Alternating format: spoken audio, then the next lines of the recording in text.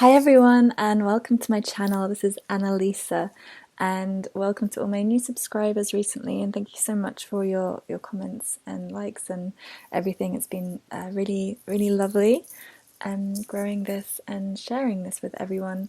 So today is I'm looking at past lives. So this is what past life wants to be acknowledged with you at the moment. I've gone into quite a few past lives of my own, sometimes through regression, but also just on my own and through meditation. And I found them really useful in giving some understanding and clarity on what's going on in my life at that time and healing that. So that's kind of my aim for looking at this, is what wants to come through to be acknowledged, to be healed, or to gain strength from, that kind of thing. Okay, so we've got 4 piles, and choose your pile of cards, and then there's within this there's going to be, let's pick a card, and then it's going to be another, pick a color within it. So it's quite fun, this one too. So choose your pile, and then I'll begin.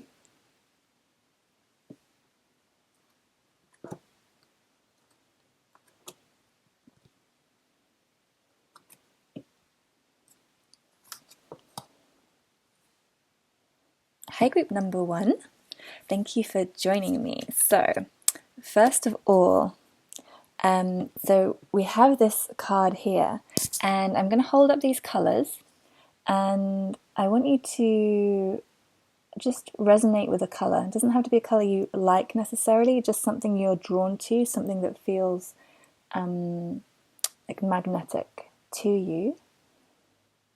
So choose your color. If you need a bit longer, you can pause here, and then I'm going to explain. Okay, so for this group, the past life that wants to come through to you is the Hindus. So people who were, it's a time when you were a Hindu in a past life. So with the different colours, they represent different roles within that society, within that organisation. For this is very much about a religion, being part of a religion. So if you chose the dark brown at the top, then this is believers and worshippers, those who work on the land. For the red, it's thinkers and theologians, the spiritual people within the faith. For emerald, the green emerald, Hindu priests who taught the peasants and yogis. And for orange, at the bottom, those who follow the spiritual path, gurus and sannyasins, who took the vows of celibacy. Okay, so I'm going to read you a bit more about Hindus in a minute, but we're going to look first of all at why this came up, why this has come up. So when we read a bit more about the life that you may have experienced there, then you can draw an understanding of what this might relate to for you that's been going on. So to help us understand, we have the 6 of Swords, the 5 of Cups, and the 3 of Cups. Okay. So the 6 of Swords is in this deck. My feeling is this is about being torn in 2 different directions, between the past and the future, and there may be something that is holding you back, something you are grieving with the 5 of Cups, something that felt like a loss. It feels like you've lost something, and you're kind of between these different feelings of feeling this loss and feeling this pain and feeling like you're in a storm, and actually feeling very joyful and feeling very celebratory and feeling really happy and excited and feeling full of love. Okay, it's like this duality, and the 6 of Swords is kind of expresses that. It's this duality of feeling of wanting to move forward but looking back. So it feels like you may be split between these different decisions or between these different experiences, and it's like this is about the healing of them, helping you integrate the 2 of them within you, so it doesn't feel like a maybe backwards and forwards, but allowing yourself to process and hold both at the same time. And I'm just going to have these cards up as well. The advice is about healing and protection. So yeah, about really looking after yourself, understanding and looking after yourself. Let's read a little bit about the Hindus, and then we can understand more about the advice as well. So, Hindus. The Hindu religion is the oldest in the world and has no known human founder. It is a very accepting religion. The central theme is a belief in a supreme spirit, Brahman. Hindus worship many aspects of God, which are represented by the deities, also by sacred animals and plants. The Vedas are the Hindu sacred writings, and the philosophy contained in them is known as Vedanta, which is merging with the Om, the sound of the universe. This leads to all knowledge and self-realization. From 500 BC to AD 320, there was a revival of Hinduism on a higher philosophical plane. This was when yoga was developed, as devotees sought to achieve physical, mental, and emotional harmony. Yoga was a way to still the mind, allowing connection with the divine. Hindu priests converted the peasants. They brought them scientific farming knowledge and practical information, as well as magical powers to protect their villages. Throughout India, great mystics, gurus, and avatars have incarnated to bring light to humanity. Babaji is known as the Deathless Avatar. Some believe he is the greatest avatar ever. Excuse me. So this is interesting because many of you may go to yoga or go to even be yoga teachers or use some of the Om meditation, that kind of thing. It's become quite integrated within our society now, so it may be something you're already involved with. If you are, then part of this card coming up is a reminder that you have been within this before, that you've actually experienced this before, and it may be why you feel a strong draw to the practice of yoga if you are involved. And this may give you a deeper understanding of how beneficial it is for you, because it's helping you integrate your past lives actually, and who you've been before, and your spiritual knowledge from before, or whatever experience, the role that you played, integrating that into your life now. And the movement using the body, that yoga is the principle of bringing things into harmony, of bringing the mind into the body. And when the mind and body are connected, then we can be fully present and be actualized as who we are meant to be, as who we can be, our potential. So this could just be a message about connecting with yoga or with the practices around it that may help you at the moment to find the harmony that you need, and find that stillness of mind. And then it's interesting with the priests who had information of magical powers to protect their villages, and we've got the protection card has come up. So it may be, if you feel like you need some protection at the moment, or if you need some extra support, that this past life may be coming up as a way to support you and look after you now, that you can maybe draw on your experience from then in order to heal and look after yourself now.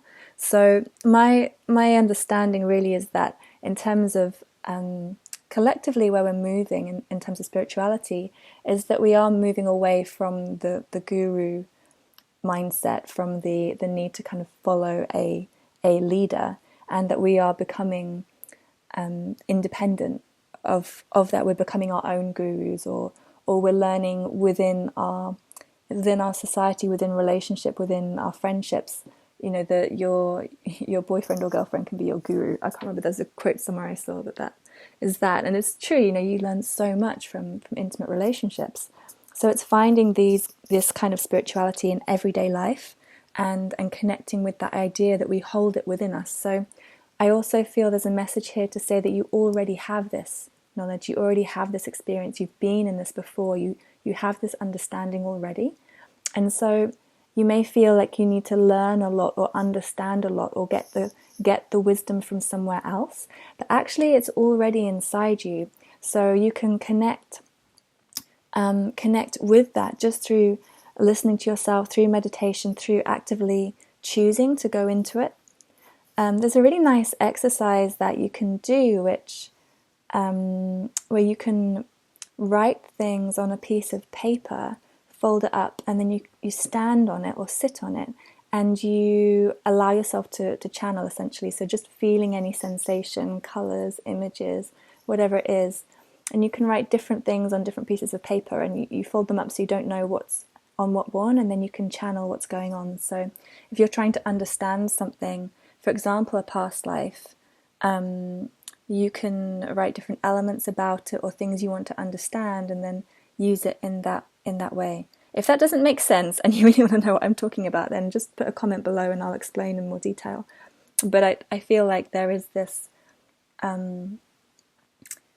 this message that you already are a mystic or a guru or an avatar. You already have this within you. So many of us now incarnating hold aspects of these beings, or we are these beings already, or we're moving into that place of standing in our power in that way. So knowing that you are a healer, that you have the wisdom already, and that you are growing into that. As you grow your light, as you grow your strength, you may need to look after yourself and look after your energy. This may be an indicator that you are absorbing other people's feelings. If you're feeling you're suddenly drawn into feelings that kind of come from nowhere and don't necessarily feel like yours, that you're maybe empathically absorbing others' emotions, in which case you need to practice some clearing and grounding so that you identify what's yours and what belongs to other people. Okay, group number 1. That was my reading for you. I hope that was useful. Please let me know below, and I'd definitely like to do these again because there's so many different ones that come up. So yeah, tell me your story. Does that connect to you? Do you remember any lives as a Hindu, or feel that connection to the religion? I would love to hear your stories below. So please like or subscribe to my channel if you want to hear more from me, and I look forward to speaking to you again another time.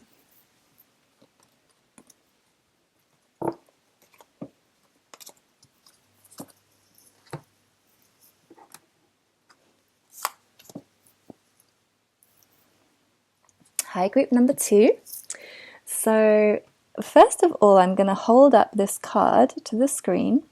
So hopefully you're not driving and you can look at the screen and see the colors. We have it's described as a misty blue, silver and gold. So choose one of those colors that is resonating to you, not necessarily your favorite, but just what you feel magnetized towards, what's pulling you in right now. Okay, you can pause this video now if you need a bit longer to do this. Otherwise, the big reveal is the past life connecting with you, or wants to be acknowledged by you right now, is ancient Greece, the ancient Greeks, which is 1950 BC to 14,000 AD. So I'm going to read more about this civilization in a minute, but I want to look into the kind of why this has come up first. So when we read about it, we have an understanding of why it's come up. So in terms of the colours, they represent different roles within the society. So if you were drawn to the gold colour, it's craftspeople and artisans. If it was the silver, it's scholars and mystics.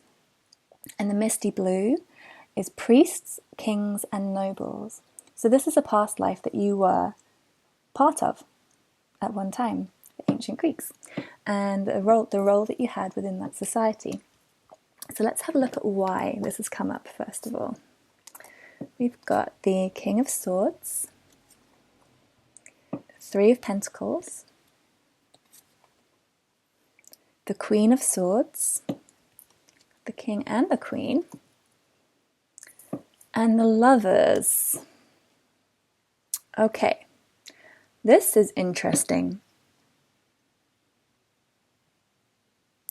well, okay, king and queen. We've got the king and the queen of the swords.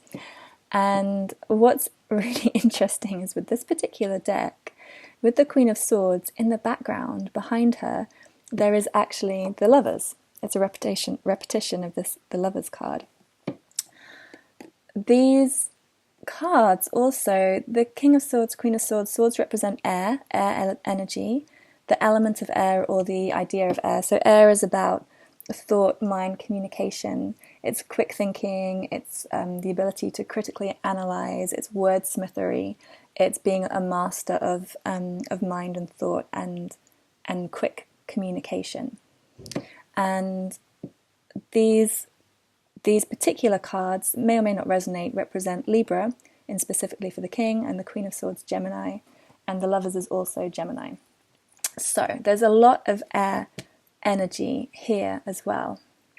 And then we have the Three of Pentacles. Now,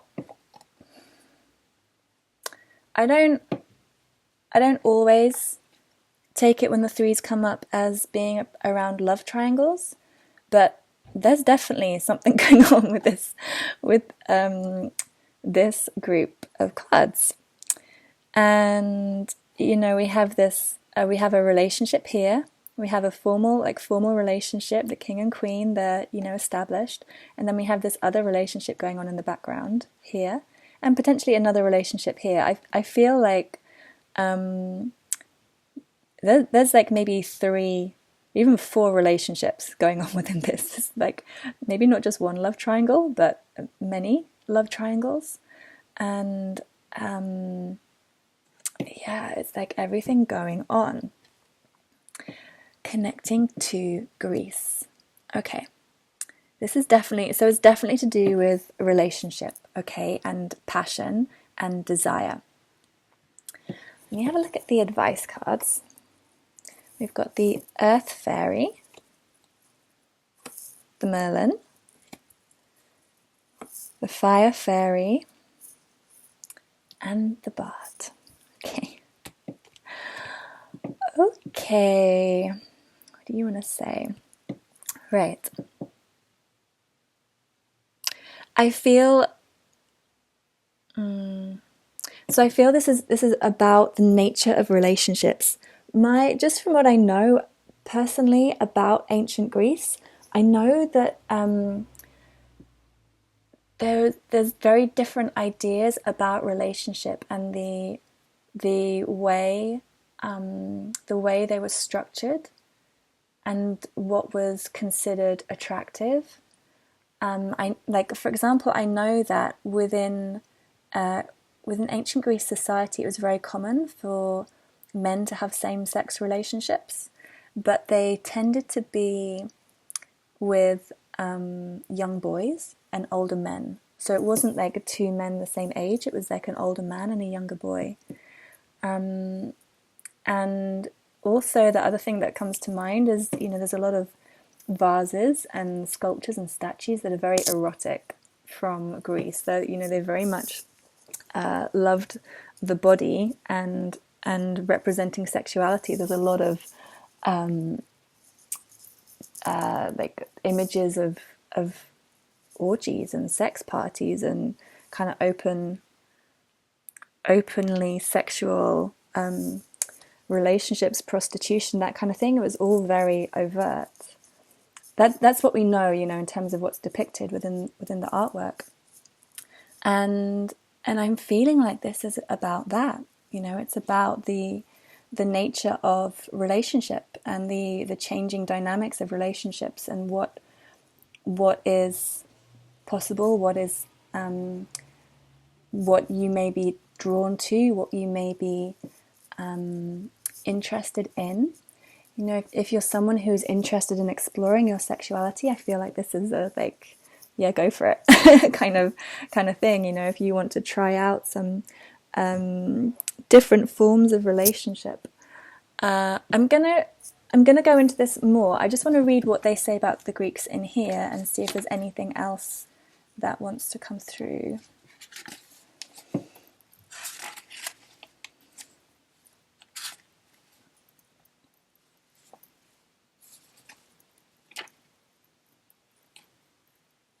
where is... Oh, ancient Greeks is under A. It's under A. Okay. Ancient Greeks. The golden age of the Cretans ran from 1950 BC to 14,000 BC. During the 6th century BC, Orpheus founded the first Greek mystery school, the aim of which was to attain spiritual enlightenment. In a later incarnation, Orpheus was Gautama Buddha. Many initiates who passed through these schools are incarnating now as masters in medicine, magic, astrology, music, healing, mathematics, and sacred geometry. Priest kings and their nobles owned the land and ruled the people. They maintained the myths and legends of the age. In this evolved society, scholars, mystics, and writers were honored. The craftsmanship of the age was beautiful and much prized. Okay, so this adds a little bit more depth to it as well. So I feel like for some of you, there is this message about relationship and changing relationships, that you may be someone who is exploring things, who almost might feel like it's part of their life or part of their purpose, that you are here to help different sexual communities to gain respect and gain to draw awareness to them, and that you're here to communicate that with the air energy. It's very much about communication, expression, new ideas, new thought, and bringing this into life, bringing these new a new foundation, new ideas of what is potential. Also, it might be that you just about romance. It might be that you have a very romantic nature, that you are very drawn to beauty. I want to say like classical beauty, classical this craftsmanship and this beautiful manufactory of objects, and it may be that this is something for you to do as well. Because we have the bard and the fire fairy, they're very much about creation, being creative, about expression and passion, showing passion and understanding. The bard is music, poetry, myth, history, and the enchantment of storytelling. So it may be this is about, if you're a creative person, this is going to, connecting with this past life is going to help you express your creativity and express your understanding and appreciation, or expressing the beauty that you want to express. It's going to help you bring this kind of thing through. And we also have the earth fairy. So I feel there is this also with Pentacles, this thing about grounding, being very, very grounded.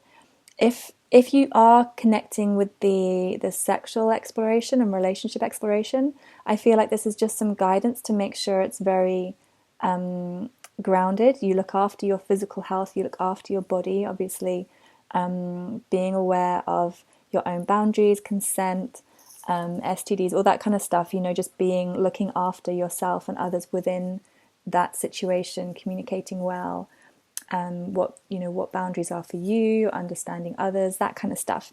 Just some guidance that within it, because it's still a spiritual thing, relationship, sex in whatever sense can be fun and playful, but it also is spiritual. And I think this is the Merlin card about alchemy. It's about the connection between people, the what is generated, what is produced energetically, spiritually, because when you have sex with someone, it's that energy really binds you. So if you are exploring yourself in that way, it's really important to clear your body energetically so that you are not holding on to them. This is particularly for women. I don't fully know, to be honest, clearing methods for men other than maybe just meditation or general, sweating things out, steam rooms, that kind of stuff. For women, you can do like a yoni steam. So you can Google a yoni steam, and that's really powerful for clearing any past relationships. And I don't know why this is coming up, but also sexual de-armoring, I feel, is worth mentioning. If none of this is resonating, this could be about you personally releasing sexual trauma from a history, or about connecting with your own self-love, and sexual de-armoring I want to talk about for some reason, which is a very powerful. You can do meditations around it. There's a lady on YouTube who I really like called Sandra Rolas, and she does free sexual de-armoring meditations, but also using crystal wands, that kind of thing, where you're actually massaging the inside of your, like through your vagina, and massaging through your womb, your cervix, that kind of thing, with a crystal wand to release tension and stress from inside the walls of the womb.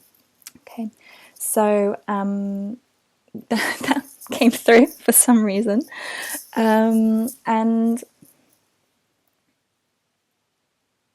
anything else?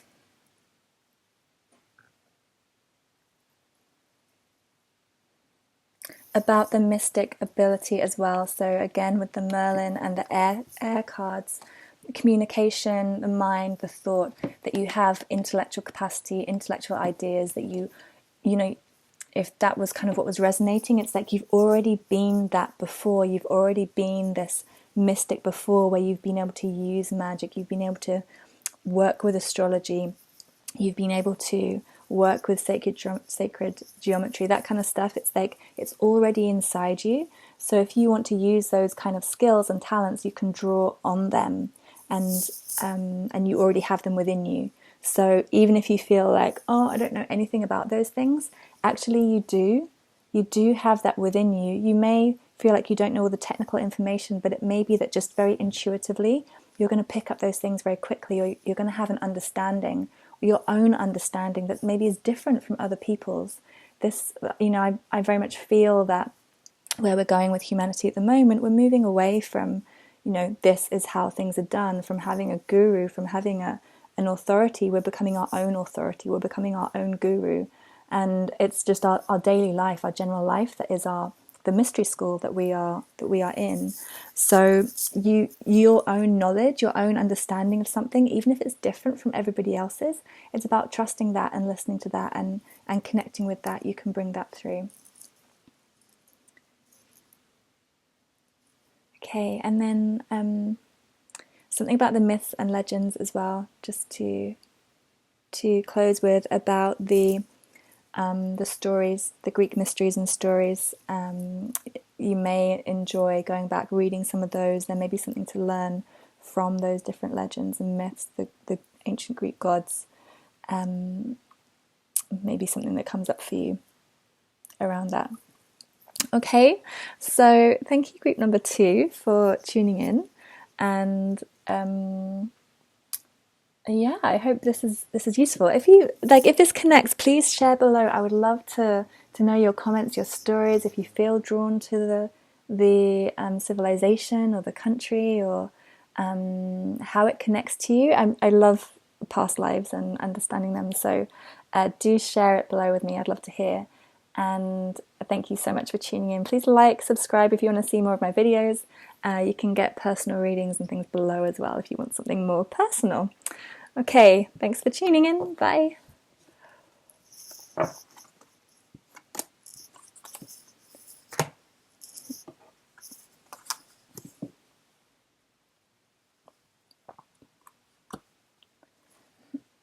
Okay, hi group number 3. So first of all, I'm going to show you this card. Or if you're driving or something, you can't look. Basically, I'm showing a card. It's got 4 colours on it.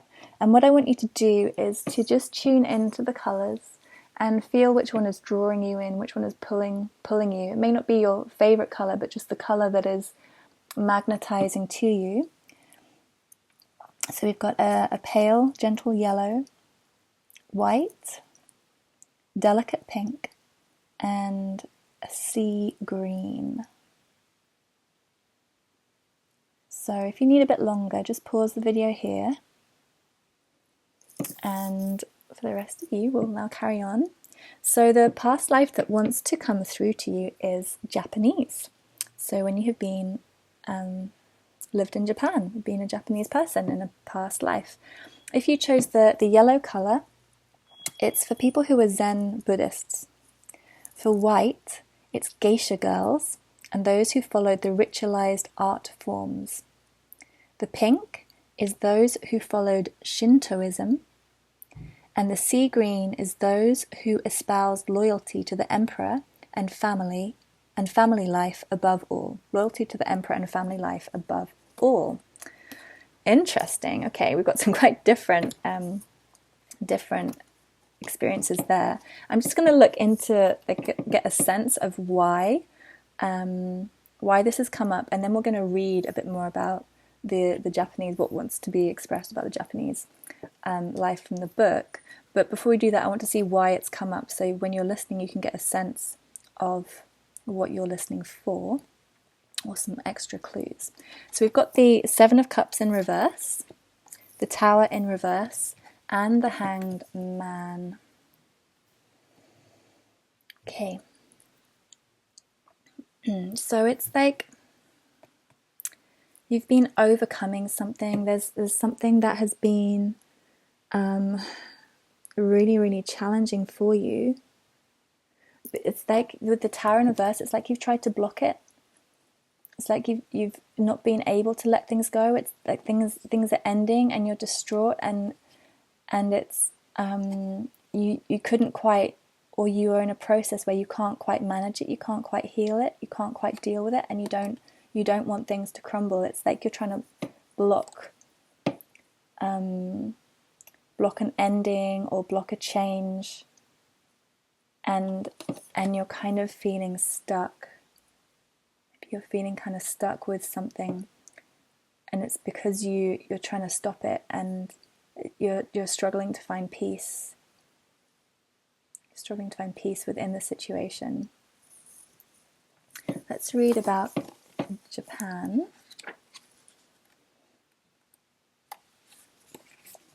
Because of its relative isolation, early Japanese arts and crafts developed their own unique style. Many art forms were ritualized, combining national traditions with deeply symbolic meanings. The tea ceremony and flower arranging are typical examples of this. The oldest religion is Shintoism, which means the way of the gods, and is a religion of the heart.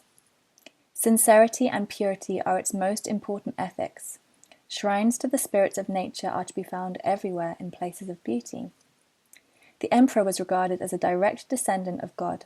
Absolute loyalty and respect to him and to one's parents and ancestors was integral to Japanese beliefs. Many early Japanese were Zen Buddhists who believed that many lifetimes of meditation, harmlessness, and pure living allowed one to reach nirvana. Okay, and as your advice, we've got the goblin. Okay, so I feel this is coming through as a way to help you transcend your ego. Okay, there is something that this kind of confirms the Tower in reverse card. It's like there's something you're resisting because you don't want to accept it, you don't want to acknowledge it, you don't believe it's true, you don't believe it can happen, and you're fighting with it essentially, and it's causing stagnation because of this battle. It's like nothing can move, and you become stuck. The Hanged Man, you become still and stuck. And I feel part of this, the message in this is about meditation, about needing to go into meditation, because this Hanged Man, when he gets the perspective he needs, when he can see the new way through things and how to move forward, it comes into reverse, and then you can see, looks like someone meditating, right? Looks like someone very peaceful, particularly in this deck. It's very, very peaceful, very calm, very serene, going inside, looking inside. And so I feel like this is some guidance for you to really go inside and have a look at what's going on within you that is actually coming from a place you don't want to look at. Some of you are not going to like this reading. Some of you are really not going to like it. But if you can hear it, to me it feels like there is something that you're not accepting, that you're not acknowledging about yourself, that you are in conflict or in struggle because or you have been, maybe you may be in a process of overcoming this, but you have been very much in your ego around a situation, and it's very hard to accept that sometimes, and to realize that. But it happens to us all. Okay, we're human. We are human. So be sympathetic with yourself. And the other things, what else is coming through about this is connecting with nature, and places of beauty, that going into natural environments, beautiful environments, are going to help you feel calm and feel peaceful, and help you let go of whatever you need to let go, and to remember who you really are. And I often, when I need perspective in my life, when I need to understand something, then I find going into nature so helpful, because all the lessons of life are in nature, about the cycles and change and death and rebirth. And it's very powerful to go and witness that. Where I'm filming this, it's right on the spring equinox and the full moon, and connecting with these kind of cycles and changes is very powerful in understanding the movement of things in our life. And again, it's some of the words that came through with that message were about sincerity and purity, about ethics, the way of the gods. It's aspiring to this pure and authentic, clear way of being, that when you can really accept yourself or accept the situation, you allow yourself to purge, to kind of shed your shadow and become lighter and brighter. You raise your consciousness when you're able to let go of these things, or to surrender to the movement of things. That when the tower collapses, it's divine. Okay, it comes from the divine. The collapse is coming. It's like the eye of God. It's like God is saying, this needs to burn, this needs to end, this needs to be destroyed.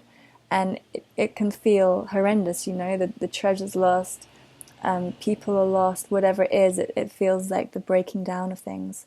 But it's breaking down what needs to be broken down, because it's something that was never stable and strong to start with, or is no longer stable and strong. It's something that needs to be let go of. With the tower, it's like there are going to be the foundations, there is going to be the ground is still going to be there, and it's to allow everything to collapse and purify with fire. This is like fire purification, to see what's real, and to see what is at the bottom, and what structure there is. Okay. And anything else I have for you guys?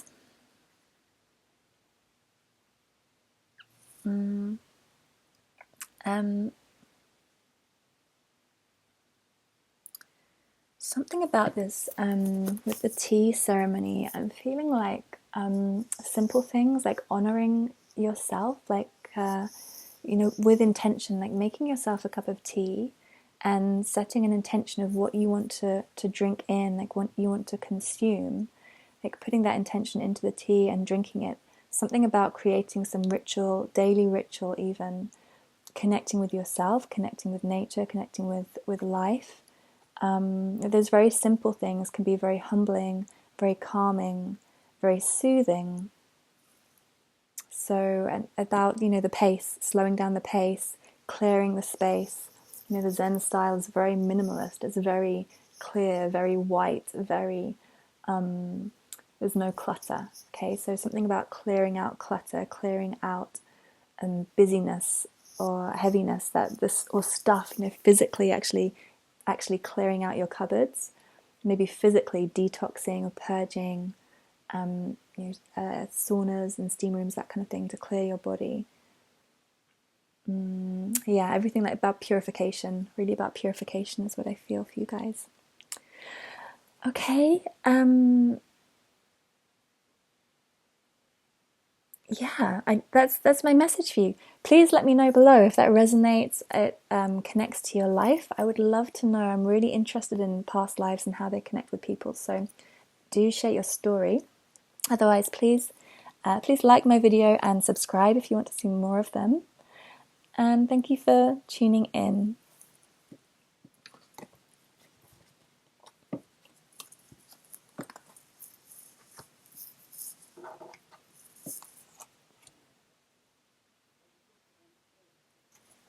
Hi, group number 4, and thank you for coming to my channel. Now, for you guys, we actually have 2 past life cards that came up. You may resonate with both, or it may be just one of them, okay? But Spirit was very determined for this group. There are 2. I'm going to show you the 2 cards, and what I want you to do is allow yourself to be drawn, to be magnetized to one of the colors that you see. So just instinctively, it doesn't have to be a color you like necessarily, just something you're drawn to. And with these cards, there's actually repetition of colors. So this emerald green is on both cards and this red is on both cards. So if you're drawn to that color and you feel like it's for both cards, then go with that as well. That has its own meaning, which I'll explain later. So if you need a bit longer to choose your color, then please pause the video. Otherwise, we will share. So for this first card with the violet at the top, this is early Muslims. So those who were Arabian in a past life. And for the other card, it's for those who were Native American in a past life. So I'll go through the colors. With the Muslim card, the light violet represents within the community the Sufis. And the emerald green, doctors, were doctors and healers. If you chose yellow, you were likely a scholar or a scientist within Arabia. And red is for those who were warriors and also a dancer. And if you're connecting with the Native American card, the emerald green was shamans and wise ones. The royal blue, those who were storytellers and led the powwows. Red were the warriors and hunters. And the warm brown, those who were intuitively connected with animals, nature, and Mother Earth. So, lots of different potential characters there that you're connecting with. And you may connect with more than one. I'm going to read more about these shortly. First, I'm going to just look at the cards that came up for why this past life is calling to you at the moment. So when I read about them, you can get an understanding, your own kind of intuition perhaps about what is the meaning, what is the reason for it. So for you guys, we have the 3 of Swords, the Hermit in reverse, and the High Priestess. Okay, so with the 3 of Swords, there's likely been some kind of ending recently. There's 2 options I'm getting. Either you've recently been through some kind of heartbreak, some kind of difficult loss in this life. It could be the actual loss of a family member. For some of you, I feel like there's bereavement going on, there's grief. It could be the ending of a relationship, or the ending of something that was very important to you, or a big wound, a shock, something you've learnt or understood that's really hurting you. With the Hermit in reverse, I feel like you're finding it difficult to go inside and understand what it is about or why it happened. It's like you're questioning the universe. Why did this happen? Like why did this happen to me? Why did they go? Why did I have to take this kind of action? There's something inside that you're struggling to understand or connect with the light within it. It's like why is that divine? How is that spiritual? How is that about the joy and abundance and peace that we're supposed to experience on life? There is something that you're struggling with.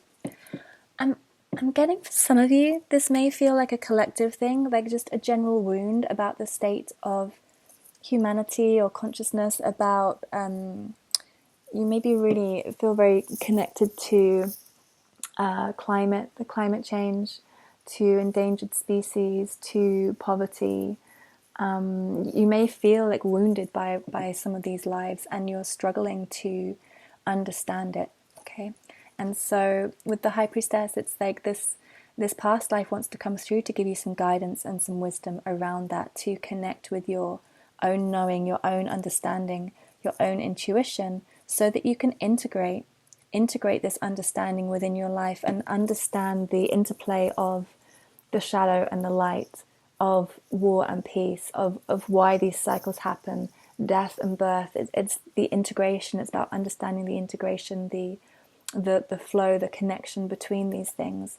And it's to give you some peace, emotional peace and calm, and to connect you with a wider understanding of life, of the experience of being human. And just have a quick look at the advice that's come through. Yeah, we've got the death card. Some of you, this is actual death, okay? For some of you, it's just about transformation, about change, about endings and beginnings, and perception. So having a new perception on this, on the topic of death, okay? About being able to understand or see this in a new way.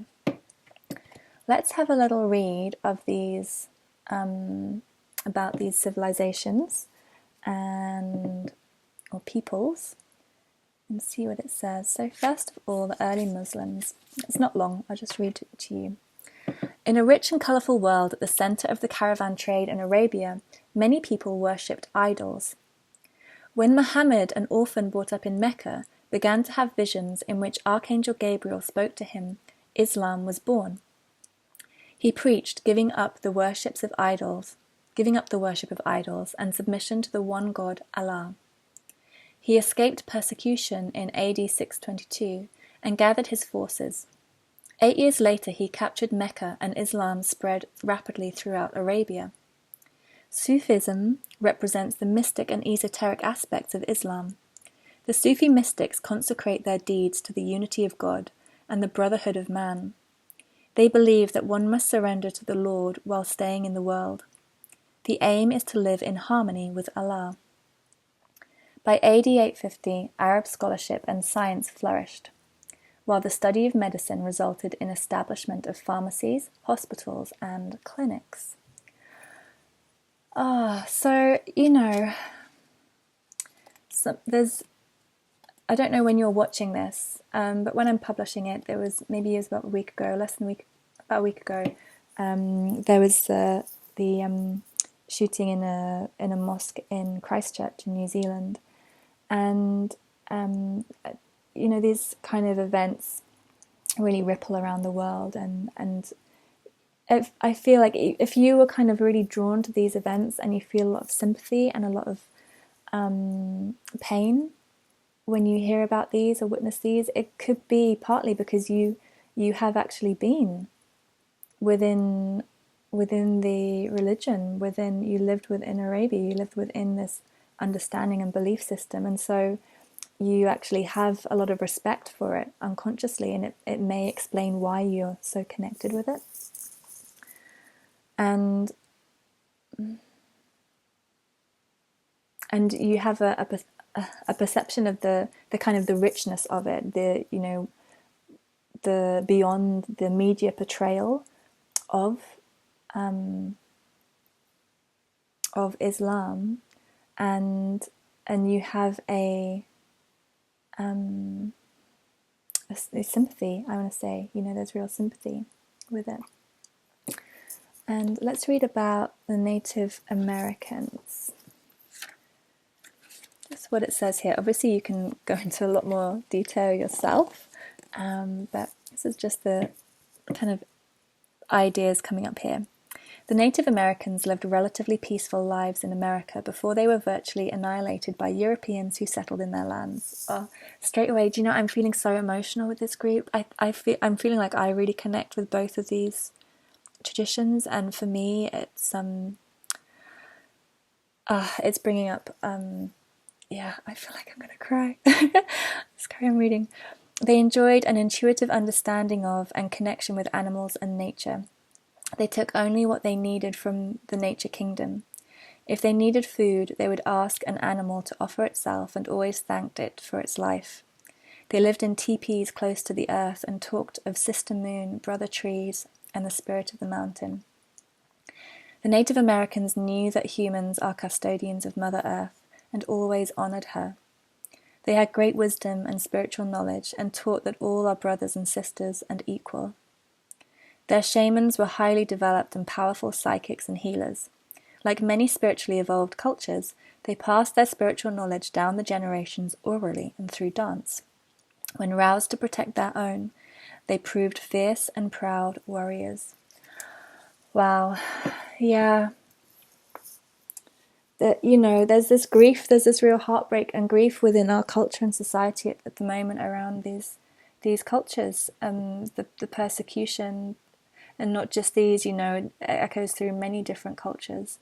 And I don't know for sure, but I imagine many of the viewers on here are from particular backgrounds where we potentially ancestrally have not only been part of these cultures that have been persecuted, but have also been the ones who have been the persecutors, who have been the invaders, or have caused this disharmony before, and there may be some heartbreak or pain around this as well, around the healing of this.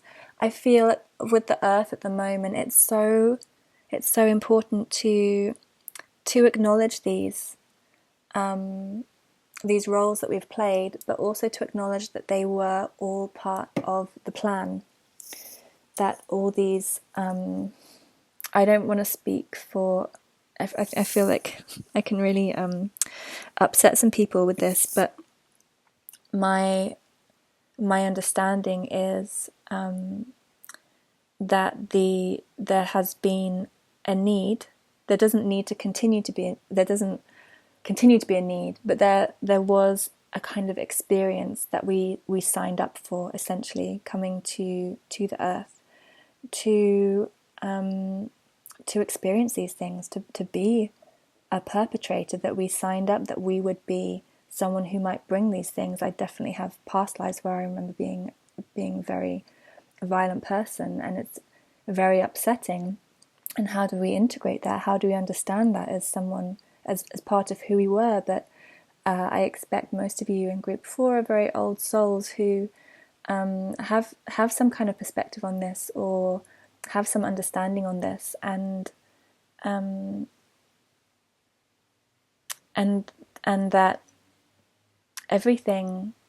I have the words of a shaman that I've worked with before in my head, who just, her words are, everything was perfect. Everything that's happened was perfect, exactly as it was. And when we can accept that, when we find a way to accept and integrate that within ourselves and within our lives, then we can find peace and we can move on from these things. But if staying in anger, staying in grief, staying in these things, we need to process them, of course, but then we need to gain new perspective and new insight, and move on from these and create something new from it. It's about accepting the past and accepting where we are now as a civilization, and choosing to create something new and something different. Yeah. It's really deep. It's really intense. Okay, group number 4. If you resonate with this, please share below. I would love to hear your stories, or what sort of came up for you in this reading. And if you want to see more videos from me, please subscribe, like the video, and I hope to speak to you again another time. Much love.